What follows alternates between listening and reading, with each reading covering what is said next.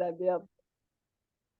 Allô, Elisabeth Simard de Ruban Cassette. Hello Stéphanie, Comment ça va? ça va bien, ça va bien, je suis tellement contente d'être ici, merci. Ben là, merci à toi. C'est très drôle parce que quand moi, je me sentais comme impressionnée, puis comme intimidée de t'inviter. Puis quand je t'ai invitée, tu me dis, ah, j'étais comme impressionnée, puis intimidée que tu m'invites. Fait que je trouvais ça très drôle qu'on avait comme on est comme starstruck, les deux, d'un côté comme de l'autre. Fait que je pense qu'on aime ce que l'une et l'autre ont fait, ce qui est bon signe. Oui, Euh, Moi, je t'ai connue, mais je pense que je t'ai connue avant la publication de ton livre. Vivre simplement, il est paru quoi en 2018 ou 2019? 2018, En deux, mars 2018. ouais. Puis on a travaillé les deux avec Élise Bergeron chez Guy Saint-Jean. On a travaillé Oui. avec la même éditrice. Ton livre est magnifique. C'est toi qui as fait les illustrations. C'est Sarah Scott qui a fait les photos, qui est une de tes En amies. fait, oui, Sarah, elle a fait une ou deux photos dans l'album, les autres, c'est moi. C'est tout toi. Oui, Sarah, elle Et a fait deux photos, les wow! deux plus belles du livre, c'est ça. Dont ta photo d'autrice, auteure, écrivaine, écriveuse de livres en arrière. Yes. Sarah Scott, écoute, que j'ai rencontrée en 2014. C'est elle qui elle avait fait les photos chez Librex de mon premier roman. Oh oui. Elle avait les Ah, cheveux courts. Je la trouvais donc bien belle, puis elle pétillante, puis comme à dégage. Puis je l'ai recroisée en 2019 au Salon du livre de l'Outaouais. J'ai fait une animation scolaire dans la classe de son fils. oh wow. Croisée, la vie, hein, des Ah, fois. la vie. Fait que toi, Elisabeth, tu as écrit un livre aligné, en fait, avec ton approche. J'ai envie de dire de la parentalité, mais c'est plus que ça, de la vie de manière générale. Dans tout ce qui est comment vivre, tu sais, être slow-entrepreneur, le fameux slow living, de s'offrir, d'ailleurs, c'est le sous-titre de ton livre, Vivre simplement, hein, sortir du chaos moderne et s'offrir une vie plus douce. On fait comment? C'est quoi? Pourquoi il y a du chaos? Puis qu'est-ce qui t'a poussé, toi, à faire non, c'est pas pour moi le chaos, puis je veux autre chose, puis je me crée autre chose. Ben, tu sais, en premier, je pense que c'est important de préciser que le existe, point, là, ça fait partie aussi de la nature, là, mais là, c'est pour ça qu'on a précisé chaos moderne. Tu sais, c'est le chaos créé par la pression de notre société moderne nord-américaine, là. Tu sais, je pense qu'il y a vraiment du beau qui sort du chaos dans la nature, là. Je veux dire, si on va juste au Big Bang, c'est un chaos que j'accepte. Mais c'est ça, c'est le chaos moderne, en fait. Le point de départ, écoute, je sais pas c'est quoi le point de départ de ce chemin-là, parce que c'est vraiment quelque chose qui m'a habité beaucoup dans ma jeune vie d'adulte aussi, parce que j'ai étudié, en fait, à l'université en environnement. OK? Fait que tout l'aspect environnemental était déjà vraiment présent chez moi. J'ai étudié en géomorphologie, géographie environnementale, tu sais, fait que j'aimais vraiment, vraiment étudier la planète, la Mhm. comprendre. Puis de fil en chemin, je me suis spécialisée après ça plus en gestion de l'environnement à la maîtrise. J'ai travaillé comme en développement durable, j'ai travaillé en gestion des matières résiduelles. Fait que, tu sais, ce côté-là m'habitait déjà. Fait que mon chum et moi, on avait déjà comme les deux ben, des tendances, là. Tu sais, je pense que je l'ai écrit dans l'intro, on n'est pas des militants, là. On va pas aller cogner chez vous pour juger qu'est-ce que tu fais chez vous, mais chez nous, on aime, à travers le jeu, se lancer des défis pour réduire notre impact environnemental, tu sais, vivre avec moins, tu sais, tout ce qui vient autour de vivre simplement à notre avis. Parce qu'encore là, je pense que ça dépend vraiment, vraiment de chacun, là. C'est où que tu as besoin de s'impliquer ta vie, puis c'est quoi vivre plus simplement ou plus lentement. C'est tellement différent d'une personne à l'autre que c'est pour ça que je peux pas te faire une réponse courte avec tout. Mais notre Ben point de non. départ, c'est ça ta question. Ouais. Notre point de départ, c'était en fait quand il n'y a pas de point de départ, mais pour la vie de famille, il y en a un. C'était quand j'étais enceinte de notre premier garçon, puis que là, ça commençait le flot d'objets, là. Mhm. Puis tout de suite, en partant, on s'est dit, c'est pas vrai. On s'est dit, c'est pas vrai, c'est sûr que c'est pas vrai qu'on a besoin de tout ça pour accueillir un bébé. On va se mettre au défi, d'être vraiment comme, d'utiliser du discernement pour choisir qu'est-ce qu'on laisse rentrer chez nous ou non côté bébé. Fait que ça a été comme le point de départ de la simplicité familiale pour nous.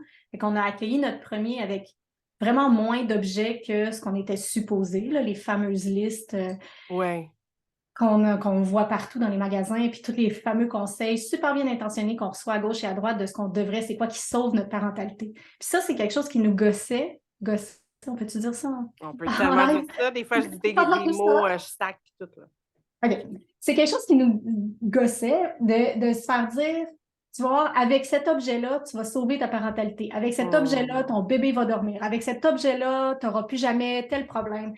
Tout passait tout le temps par les objets, puis ça nous dérangeait vraiment beaucoup parce qu'on était là, mais non, c'est un humain, tu sais, il n'y a plus de relation. Et où la relation? Non, tu sais, mon bébé va dormir parce qu'il va être rendu là, tu sais, il ne va pas dormir parce que j'y achète le toutou magique qui fait. Puis je ne dis pas que ces toutous-là ne peuvent pas aider, mais c'est quand c'est toujours pour toutes les sphères de la vie d'un bébé, passait par l'achat d'un objet. Fait qu'on s'est c'est comme on s'est mis au défi, en fait, un jeu. Là. On aborde toutes ces questions-là sous forme de jeu quand même, sans se juger si finalement on décide d'acheter quelque chose ou d'accepter un don, parce que les gens aussi sont très généreux souvent dans l'entourage, puis ils nous donnent beaucoup d'objets. Donc, ouais, ça serait ça le départ. Ouais. Puis, fil en aiguille, ben, je suis tombée dans rapidement, je suis tombée passionnée à lire sur les pédagogies alternatives, sur le développement du cerveau, sur tout ce tralala dont tu parles si bien.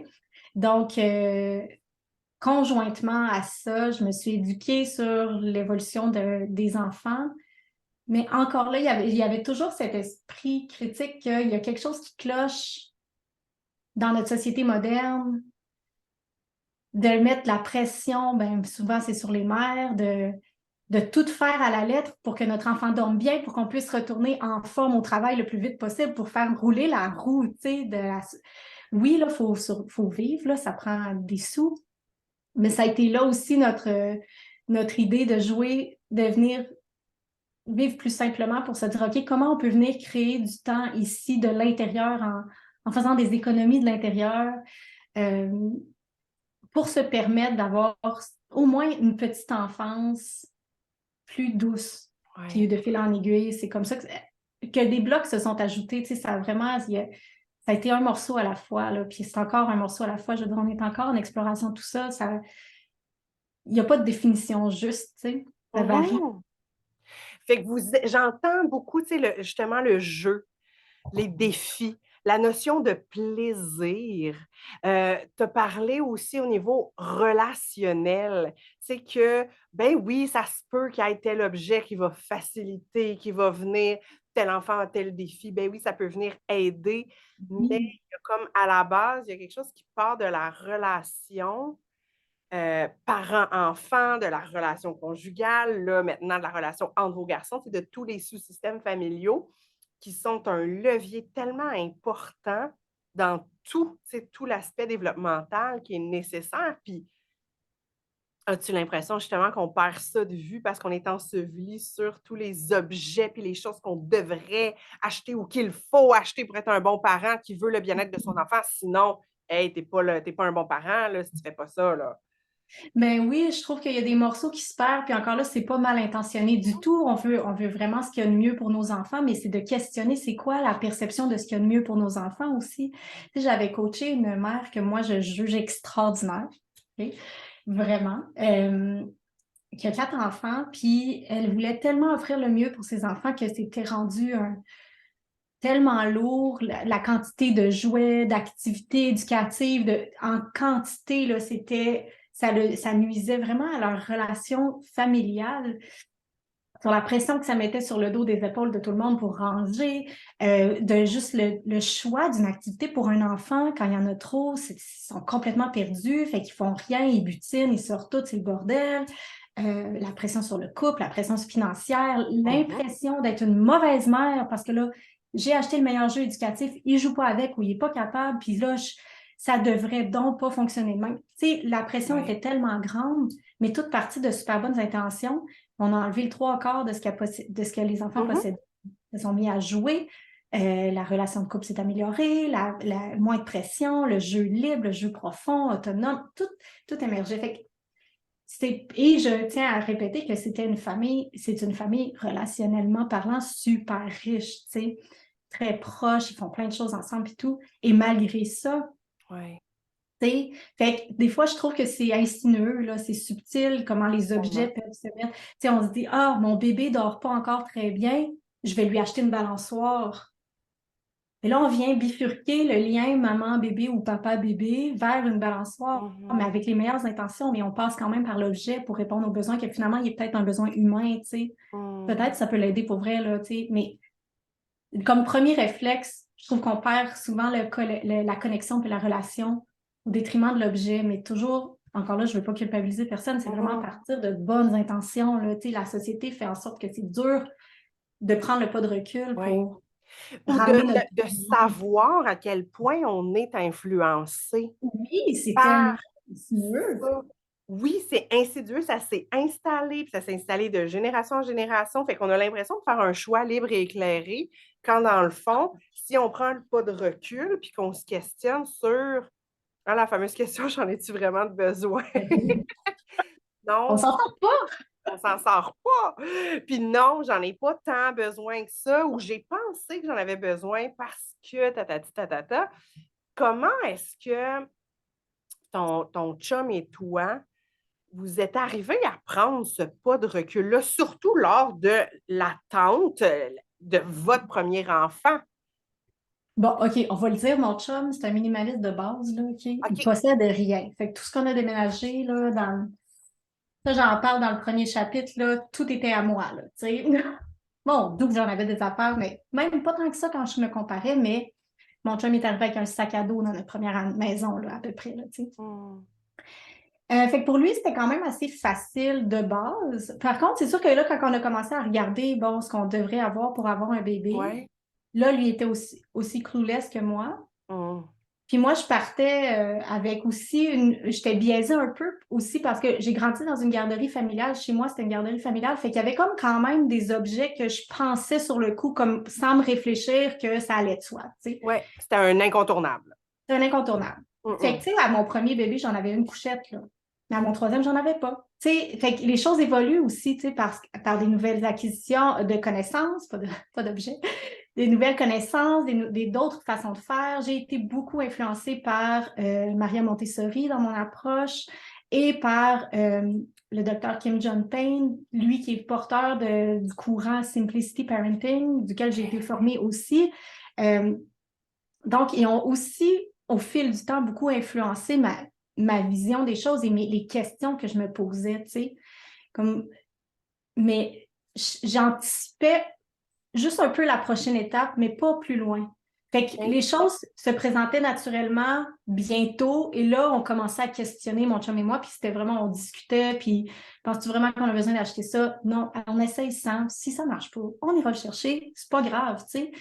Fait que ça a été pour plein d'objets, là, quelqu'un nous avait prêté une balançoire, on l'a essayé 2 semaines, on s'est dit, ben non, ça gosse, on habitait dans une petite maison. Non, ça sort, puis après ça, au au fil des enfants, on en avait vraiment de moins en moins pour arriver Uh-huh. à mon troisième, où est-ce que sérieusement, il y avait un panier pour ses couches, puis de lavable, puis un panier pour ses 4-5 jouets du moment, Wow, hein? puis une poussette, puis un porte-bébé, parce que ça, j'avais pas d'auto, puis ma poussette, c'était mon véhicule, puis un porte-bébé, parce que, mon Dieu, porte-bébé, Hey, moi, sauve oui, la oui. vie.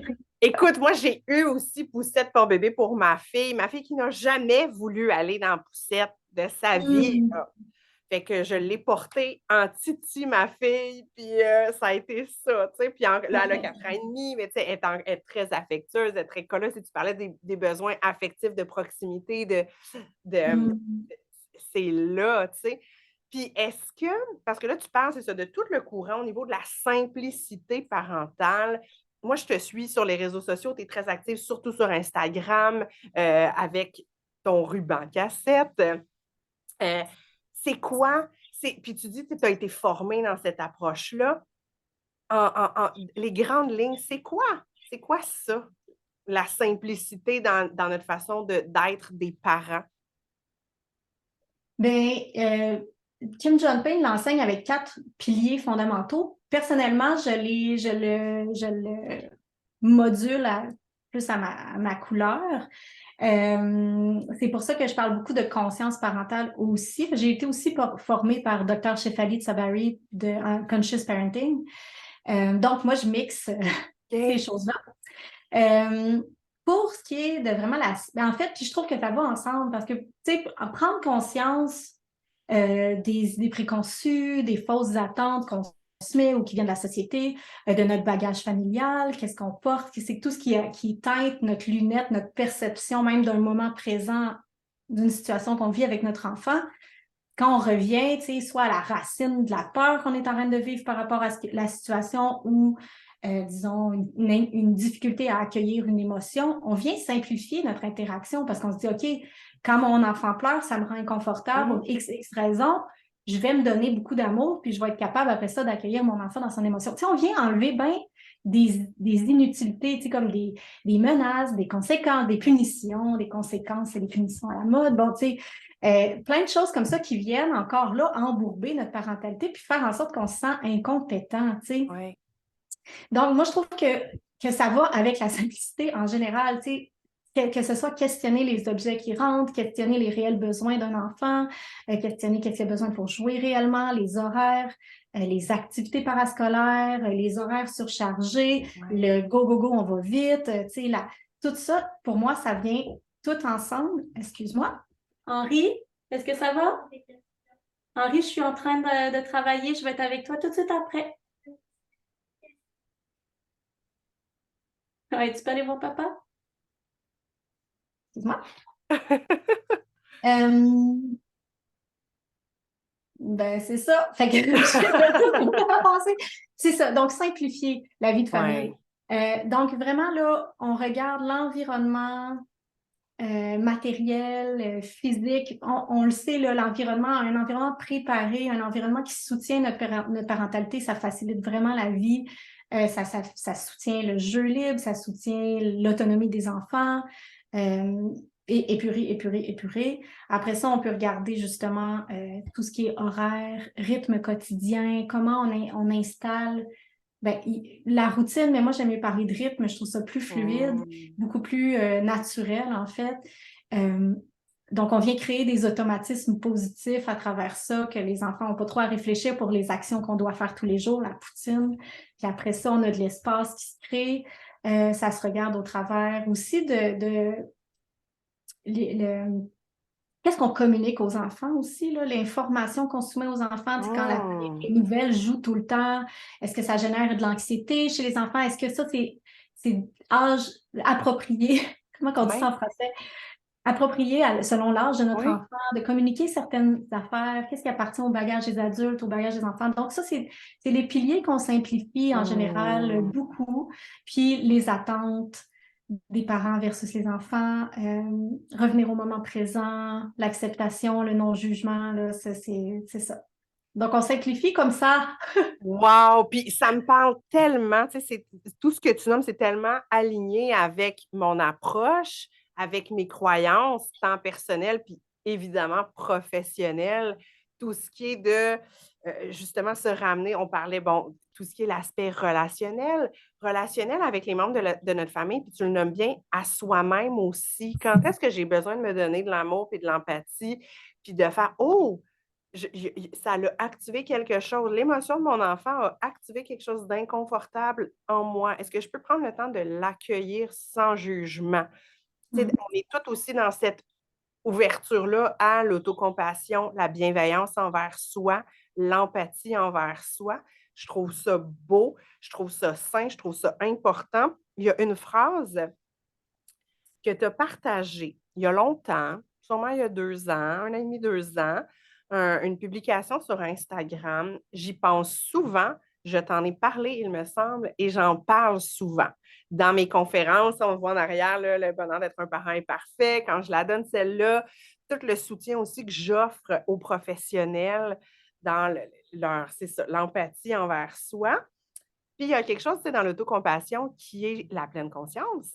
Et donc, de vivre ses émotions, de les accepter, de les accueillir sans jugement. Et il y a une phrase que tu avais dite, 3 mots en anglais, sit with it.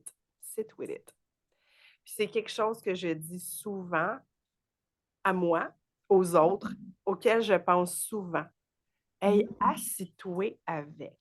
Ouais. Assis-toi dedans. Comment? Assis-toi dedans. Ouais, Ouais. Mhm. ouais. Mm. Tu sais, dans Ouais. s'asseoir, il y a quelque chose, se poser, se déposer, ne pas vouloir fuir, engourdir, étourdir, éviter. Projeter. Ah, Mm.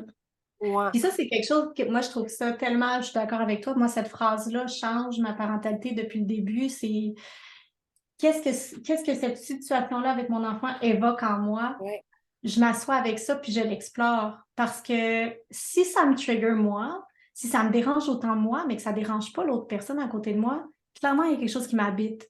Fait que je vais aller explorer ça plutôt que de le projeter sur l'enfant puis ouais. le faire sentir tout croche par rapport à quelque chose qui souvent le dépasse complètement lui-même.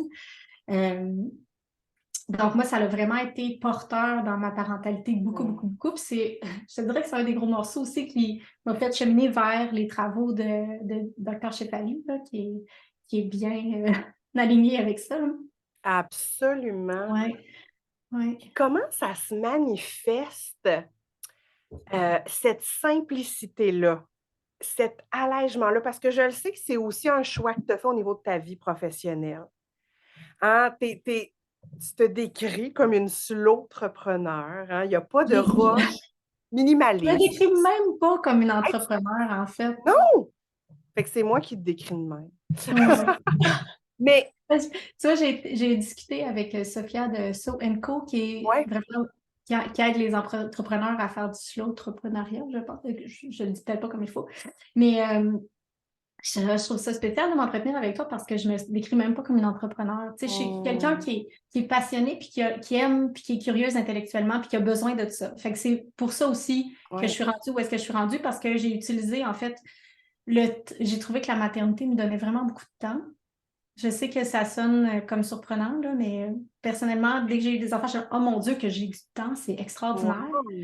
Fait que je me suis remis à peindre, à lire, à faire tout ce qui me passionne à travers ma vie de famille, puis sans négliger là, ces petits humains qui étaient avec moi Ouais. en permanence, parce qu'ils étaient avec moi à temps plein. Puis non, c'est une question de rythme et de normalisation qu'on fasse des choses qui nous passionnent à côté de nos Mm. enfants, avec eux, en leur présence.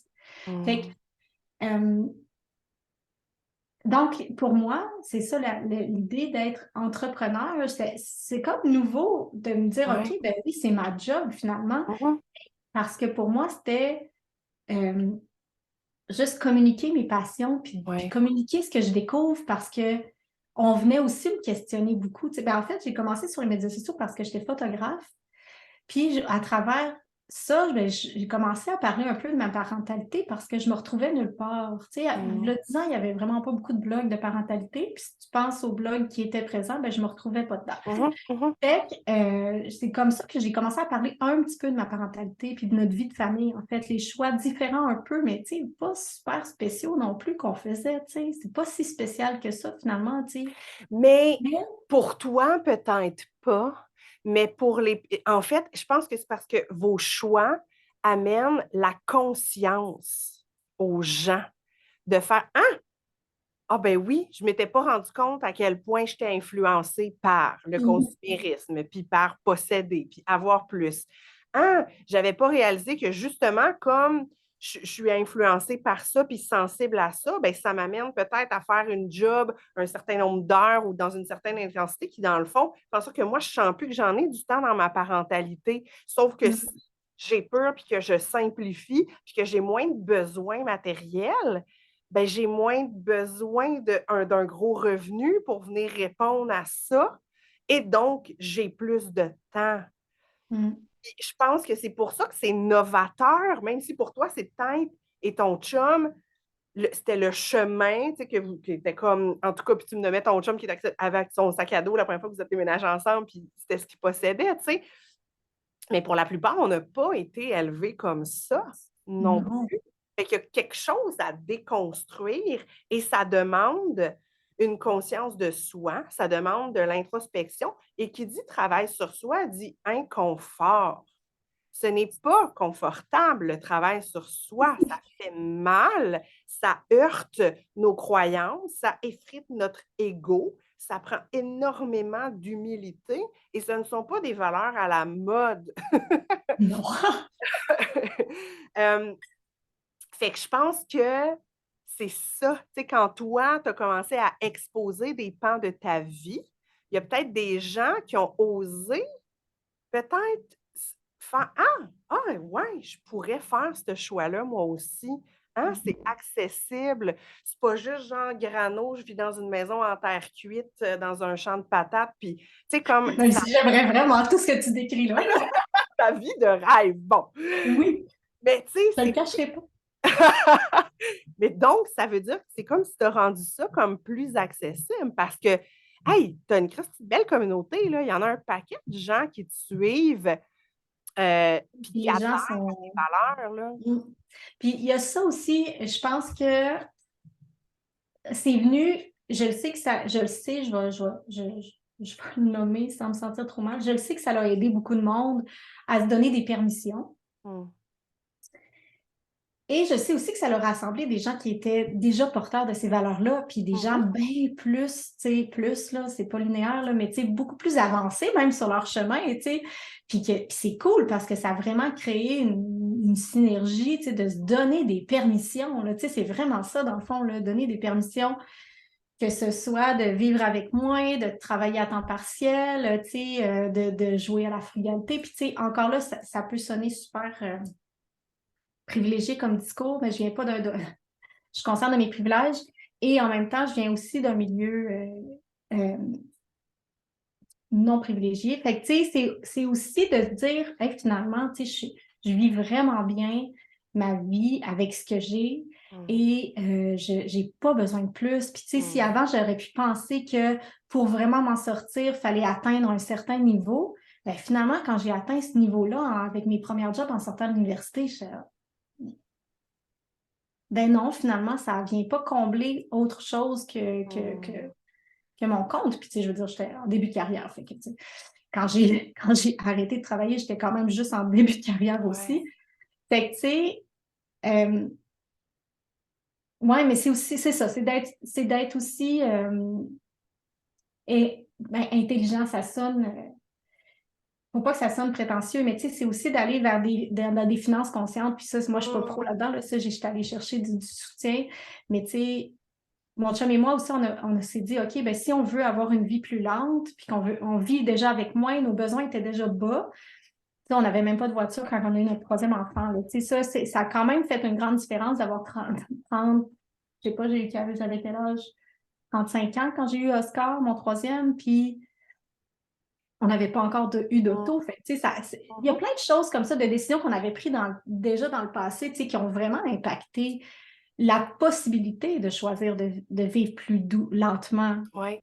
Et on est une équipe aussi. Je ne suis pas une mère célibataire. Donc, si j'étais célibataire, mon vivre lentement serait très différent. Tu sais, chaque chose serait différente. Ça ne veut pas dire que je ne pourrais pas vivre lentement et simplement. Ben, je vivrais simplement, mais ça serait un peu plus rapide que maintenant parce que Ouais. tu sais, il y a plusieurs enjeux. Fait que c'est pour ça qu'il ne faut pas donner une définition même. Puis là, c'est pas ça pour toute ta question. Je pars. Hey, j'aime Mais ça. On jase. Un midi jasette, c'est parfait. c'est ça. Fait que, tu sais, oui, il y a plein de choix et il faut être conscient aussi que c'est plus accessible qu'on pense. Mm. Tu sais, puis que des fois, les gens ont peur du jugement ou de dire, ah, tu sais, vas-tu me sentir épanouie? Tu sais, il y a plein de façons de se sentir épanouie aussi. Donc, c'est ça. C'est sit with it. Tu sais. Oui. Puis, tu sais, Ah, de se vraiment? connecter à soi, Ben puis se oui. connecter à ses valeurs, puis à ses besoins. Puis je trouve qu'on ne fait pas assez cet exercice-là dans la vie, de Mhm. manière générale, qu'on soit parent ou pas. Puis moi, ça Oui. m'est arrivé en accompagnement parental, tu sais, d'avoir les parents devant moi, puis, puis tu sais, qui ont des enfants de 5, 7, 10 ans, puis de faire, c'est quoi vos valeurs fondamentales? Je ne sais pas, on ne s'est jamais questionné. C'est quoi vos Mhm. besoins? Hey, Chris, de bonnes questions, tu sais. Ouais. Qu'est-ce que vous avez envie de transmettre à vos enfants? Mhm. Ouais. Puis tu sais, je dis ça et ça arrive Mm-hmm. très fréquemment, là. C'est pas un exemple, c'est pas comme une famille qui était là, Ah arrivée. non, non, je sais. C'est beaucoup, beaucoup, beaucoup, tu sais, la majorité. Puis c'est avec ça qu'on commence dans mes programmes. Mm. Parce que ça sert à rien d'appliquer puis de s'encombrer ça ou de faire un rite familial ou se dire, OK, je vais agrandir ma conscience parentale si tu mets pas le fondement avant parce que Ouais, tu vas te tanner ou quelque chose va arriver, tu vas te sentir inconfortable, tu vas retomber dans tes vieux réflexes de toute façon. Fait que c'est vraiment important de revisiter même vraiment souvent nos valeurs de fond parce qu'ils peuvent changer puis varier dans le tellement. temps. Ben oui. Faire des petits, j'appelle ça des petits checkpoints. Oh, OK, Ah. là, j'en suis où, là? Je fais comme une mise au point avec moi-même. Je regarde, est-ce que je suis alignée en ce moment? Tu sais, ce matin, quand je suis arrivée justement pour qu'on enregistre, j'ai eu un matin, là, pas rapport, là. Moi puis ma fille, on s'est levé tard. On ne met pas d'alarme le matin avant d'aller à la garderie. J'avais une rencontre à 9h30, mais là, il fallait vraiment que j'aille faire l'épicerie, là. Ça fait comme 3 jours qu'il faut que j'y aille. Là, OK, il fallait que je mette ça dans mon horaire. Là, j'ai eu un appel de comme, ah, OK, qu'il fallait que je prenne entre-temps. J'ai ma rencontre, je me connecte pour toi. Tantôt, là, j'étais comme, ah, je n'aime pas ce rythme-là. Je n'aime pas ça, je suis désalignée. Là, je me parlais en sortant mon épicerie de l'auto, là. J'étais là, Steph, respire. Là, ce matin, c'est une exception, c'est pas ton rythme à tous les jours, ton inconfort est temporaire. Tu le sais que tu n'aimes pas ça. On va faire la tâche là, qui est plate de ranger l'épicerie. Puis là, tu prendras un petit verre d'eau. Mais fait qu'il y a ça aussi à faire au quotidien, puis même des fois plusieurs fois dans la journée. De ah, Mhm. j'ai-tu vraiment envie de commencer ma journée comme ça? Hein, j'ai-tu vraiment envie de la poursuivre dans cet état d'esprit-là? Comment est-ce que je peux me réajuster, me réaligner? Euh, Puis, tu sais, ça ne prend pas 3 heures là, à faire. C'est quelques Non. secondes, quelques respirations, quelques OK, je me pose, je me dépose, je reviens dans le moment présent, puis on peut faire un choix différent. Tu Mm. sais, on a Oui, réaligner vers comment on peut se sentir mieux pour faire notre journée. Ben oui. C'est pareil quand on est dans un moment crunch avec nos enfants, tu sais. Ah, ça sort au milieu du chaos naturel, celui-là. On va pas se leurrer, là. Hein? Bon. pareil. Ah oui. Puis faire une micro-pause ou, tu sais, ou aller se mettre de l'eau dans le visage. Moi, j'aime vraiment aussi aller prendre 3 grandes respirations dehors. Tu sais, je sais, c'est moi qui ouvre ma porte.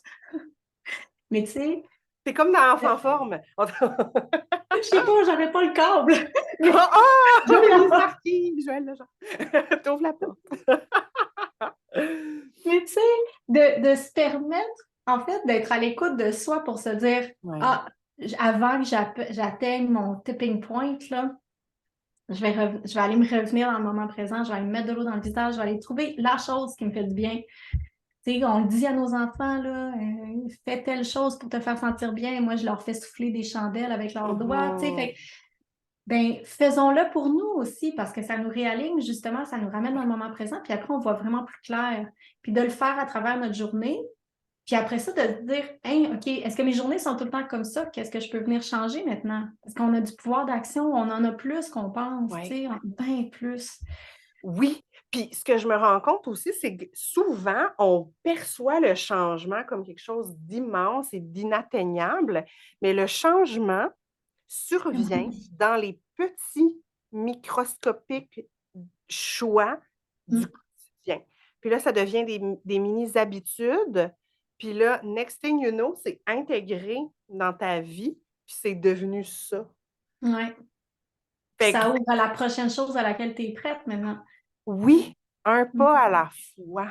Ouais. Tout doucement. Tu sais, je pense que s'il y a quelque chose que je retiens de tes publications, de toi, de ton livre, de notre échange, c'est ça. C'est simplicité, douceur, livre magnifique, vraiment à se procurer. Puis c'est vrai, je t'ai dit que j'allais te le dire avant qu'on enregistre. J'ai adoré ton livre, mais il y a un moment où j'ai été fru. Puis c'était pas de ta faute, là. Oh. Puis, gars, j'ai mis les post-it, là, c'est pour faire des nettoyants tout usage. Fait que, tu sais, des choses qui sont bons, doux pour l'environnement. Tu utilises beaucoup justement des trucs réutilisables, des pots maçons. Je voyais dans le fond, tantôt tu bois, ça semble être un pot maçon. Oui, pour ma soeur. Fait que, tu sais, il y a beaucoup, on réutilise. Puis ce qui m'a fâchée, en fait, je pense que ça a été mon constat quand je suis élue, à quel point le poids de l'écologie repose sur les épaules des femmes. Tu sais, on parle de la charge mentale, mais tu sais, je présume que ton public cible est quand même assez féminin. Fait que, tu sais, ça va être Assez des féminin. femmes beaucoup J'ai qui... un tata dans Simplicité Consciente, puis on est fiers, on est contents. Mais tu sais, la majorité, c'est des femmes. Puis je me dis, non, Ouais. je veux pas que ça soit juste les femmes qui soient porteuses de, tu sais, ton nettoyant tout usage que j'ai essayé, qui est merveilleux, puis que, bon, il faut prendre le temps de le faire. Tu sais, quand on parle de temps, c'est dire, OK, est-ce qu'on peut... Puis là, c'est pour ça que je te dis, c'était pas contre toi que j'étais fâchée. Ben non, c'est correct. Comme le, OK, mais il faut qu'on partage ça. Tu sais, également, entre les hommes, entre les femmes, entre les papas, entre les mamans, pour pas que ça soit juste sur les épaules des mères ou des femmes dans les maisonnées, tout ça. Puis voilà. Puis tu sais, là, il y a tout le mouvement aussi avec Agnès Barbeau-Lavalette, hein, toutes les mères au front, tout que justement, bon, fait que ça résonne très fort en moi. Fait que voilà. Mais bravo. Puis merci pour tout ce que tu fais. Puis, tu sais, je le sais que tu accueilles tout ça avec beaucoup d'humilité. Je le sais que tu es consciente de tes privilèges. Je le sais que... Mais oui, tu sais, t'en fais une différence, puis t'en as un impact sur les gens, puis sur les parents. Puis même les non-parents, je les réfère souvent. « Va voir Rumeur Cassette sur Instagram. » J'ai quelques parents qui ont fait, j'ai quelques non-parents qui ont fait mon programme parentalité empathique, puis qui, pour eux-mêmes, j'ai trouvé ça là, tellement fabuleux. Le feedback était tellement riche du chemin que ça leur a fait prendre, dans le fond, tu sais, aussi. Puis, tu sais, justement, là, on n'embarquera pas là-dedans parce que je sais qu'on achève, là. Mais tu sais, tout ce qu'on absorbe quand on est enfant, là, quand on commence à s'intéresser ben, tu sais, à d'autres façons d'être parent. Mais quand tu es un non-parent puis que tu te documentes là-dessus, wow, le unshaming puis le déload, les mots en anglais, attends, toi, ça déload tout ce qu'on pense qu'on doit porter puis qui est normalisé, comme on disait tantôt avant l'enregistrement. Tout ce qu'on porte qui est pas normal finalement, mais qu'en tant qu'enfant, on absorbe comme si c'était normal puis que si c'était notre faute. Puis que... Fait que c'est ça surtout qui est ressorti des parents des non-parents qui ont fait mes programmes. Dire, tu sais, je me sens plus légère. J'ai envie de dire, ouais, l'espèce de, je vais encore avec une autre expression en anglais, mais reparenting yourself. Prendre soin de ton enfant intérieur qui a eu honte, qui s'est senti coupable, qui s'est senti indigne d'amour ou de prendre soin de cet enfant intérieur-là. Tu sais, fait que je trouve ça donc un beau qu'il y ait C'est des vraiment non-parents. important. Oui, vraiment.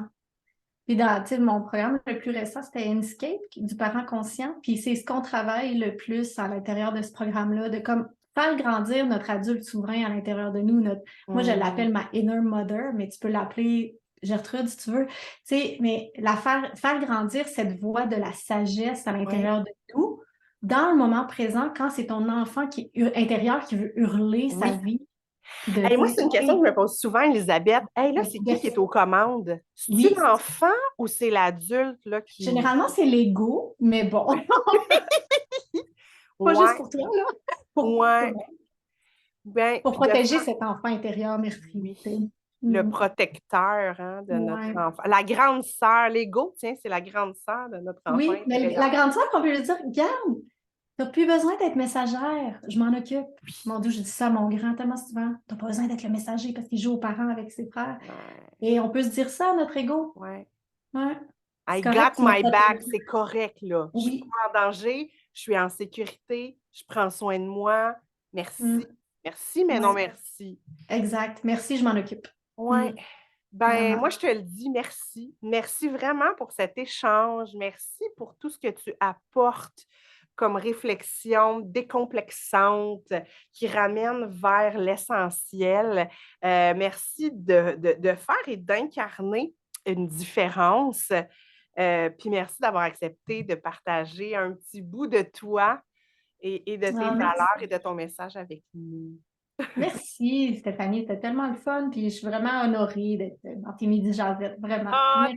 t'es fine, mais du jasette qui tire à leur fin. Donc là, il y a notre épisode aujourd'hui. Ensuite, il y a celui avec Céline Lamy qui est pédopsychiatre. Puis on termine avec les naturels, donc Caroline Coiré et Joanie Albert, toutes deux intervenantes.